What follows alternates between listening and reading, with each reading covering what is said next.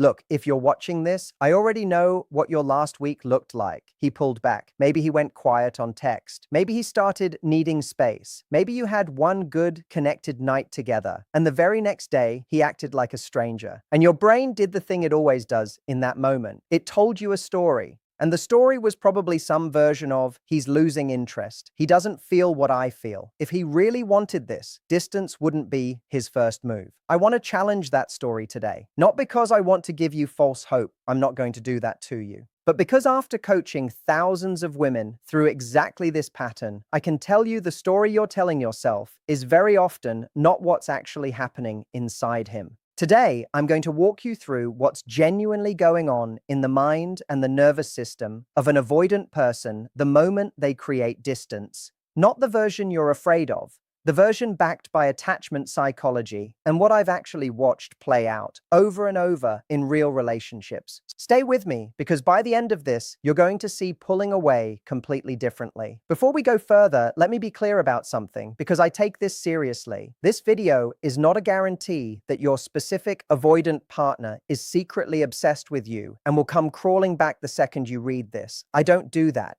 Anyone who tells you they can promise you exactly what's in someone else's head with certainty every single time they're selling you something, not coaching you. What I can do is give you the pattern that shows up again and again with avoidant attachment. And once you see the pattern, you'll be able to look at your own situation with a lot more clarity and a lot less panic. Here's what we're covering today. First, what pulling away actually is, psychologically, because it's not what most people think. Second, the specific internal experience an avoidant person is having in that moment, what they feel, even when it doesn't look like feeling anything. Third, why this reaction, as painful as it is for you, is very often tied to how much you matter to them, not how little. Fourth, what this means for how you should respond, so you protect your own dignity while giving the relationship its best possible chance. And finally, the honest limits of all of this, because I'm not going to pretend every avoidant partner resolves this, and you deserve the truth about that too. Let's start with the foundation.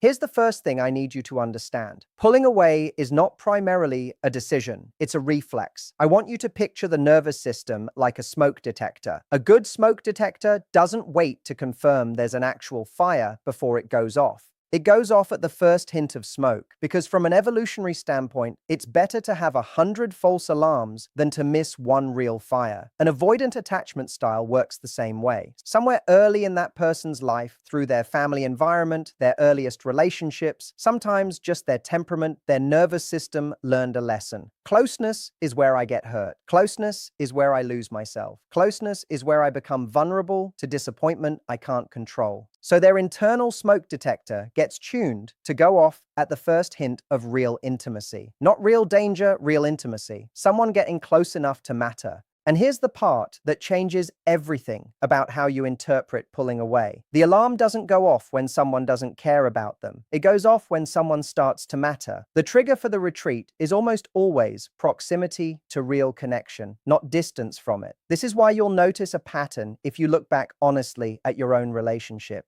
The pulling away didn't happen on a random Tuesday for no reason. It happened after something good, after a vulnerable conversation, after a weekend that felt closer than usual, after you said something like, "I really see a future here," or "I love spending time with you." That's not a coincidence. That's the alarm going off because the smoke detector just picked up something real. So the first reframe I want you to walk away with is this. Distance, for an avoidant person, is very often a response to closeness, not a response to disinterest. It is frequently proof the connection registered as significant, not proof that it didn't. That doesn't mean the distance doesn't hurt. It still hurts. It's still frustrating to be on the receiving end of. But understanding why it's happening changes how you carry it. Now let's go deeper, because it's a nervous system response is true, but it's a little abstract. I want you to actually understand the felt experience, what it's like to be inside that mind when the pulling away happens. First, overwhelm, not indifference. When an avoidant person starts to feel close to someone, they don't experience it the way a securely attached person does, as warmth, as safety, as this is nice. They experience a version of it that includes warmth, yes, but it's tangled up with a rising sense of pressure, almost like the walls are closing in. It can feel physiologically closer to anxiety than to comfort, even though on the surface, everything about the relationship is going well. This is critical because it means the withdrawal is frequently a stress response to positive intensity, not a rejection of you as a person. Their body is reacting to the sheer size of the feeling, not to a verdict about whether you're worth the feeling. Second, a fear of losing themselves. Many avoidant people carry a deep, often unconscious belief that closeness requires the erasure of who they are. That being fully known and fully committed means their independence, their identity, their sense of control over their own life gets absorbed into the relationship and disappears. So when things get close with you, part of what they're fighting isn't a feeling about you. It's an old, protective belief that says, if I let this get too close, I stop being myself. That belief was very likely formed long before they ever met you. You didn't create it. You just happened to be standing there when it activated. Third, shame about their own reaction. This is the part almost nobody talks about, and it's one of the most important things I can tell you today. Avoidant people are frequently aware, on some level, that their pulling away is causing pain, and many of them feel genuinely bad about it. Not in a performative way, in a private, often silent way that they don't know how to communicate, because communicating it would require the very vulnerability they're trying to avoid. So what happens is a strange loop. They pull away because closeness feels overwhelming, then they feel shame and self-criticism about pulling away and hurting you. And that shame is its own uncomfortable, vulnerable feeling. So the instinct is to retreat even further from the whole situation, rather than turn toward you and explain what's happening. The distance doesn't mean they've stopped caring. Often, it means they're caring and hating themselves a little for how they're handling it and not having the tools to say so. Fourth, they often do miss you. They just experience missing differently. This is where the title of this video comes from, and I want to be precise here because I'm not going to overstate this. Research on adult attachment consistently shows that avoidant individuals do not stop having attachment needs or attachment feelings. They suppress the expression of them, not the experience of them. Some studies on avoidant attachment have found that even when avoidant people report low distress on the surface after a separation, physiological measures of stress can tell a different story underneath. In plain English, they are frequently missing you. They just don't process it the way you do, and they often won't show it the way you'd expect or hope for. You might picture them lying awake, missing you, the way you're lying awake, missing them. That's probably not accurate. It's more likely that the missing shows up sideways as restlessness, as irritability, as reaching for their phone to check on you, and then not messaging, as thinking about you, and then quickly distracting themselves because the feeling is uncomfortable to sit with. So when I say avoidants miss you most when they pull away, what I mean is this. The pulling away is very often correlated with the depth of what they feel, not the absence of it. It is not a guarantee that they'll act on that feeling, or come back, or ever tell you about it. But the emotional experience underneath the distance is frequently the opposite of what it looks like from the outside.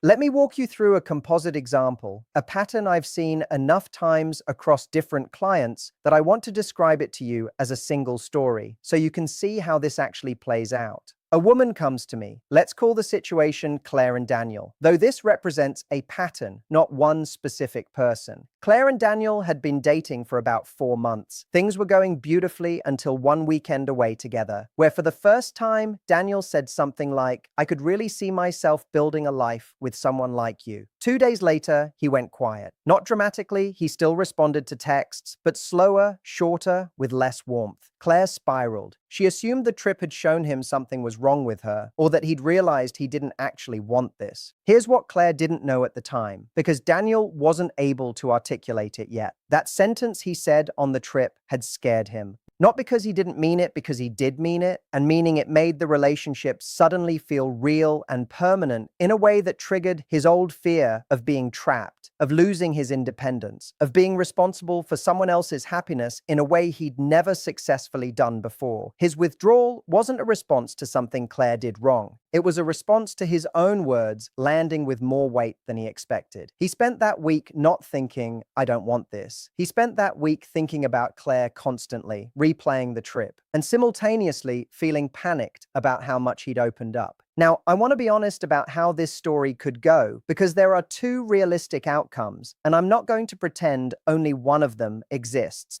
In one version, with time, space, and Claire not chasing or panicking, Daniel works through the discomfort, re-engages, and the relationship deepens because the fear passes and the connection is still there underneath it. In the other version, Daniel's pattern is old enough and unaddressed enough that he continues avoiding. The relationship stalls out in this cycle indefinitely, and Claire eventually has to decide whether she's willing to keep waiting for someone who may never fully close that gap on his own. Both of these are real possibilities with avoidant attachment. I'm not going to tell you which one is happening to you because I don't know your specific situation, but understanding that this internal experience is happening, the overwhelm, the fear of engulfment, the shame, the suppressed missing, helps you stop personalizing the withdrawal as proof you're unlovable and start seeing it as information about a pattern that exists independent of you.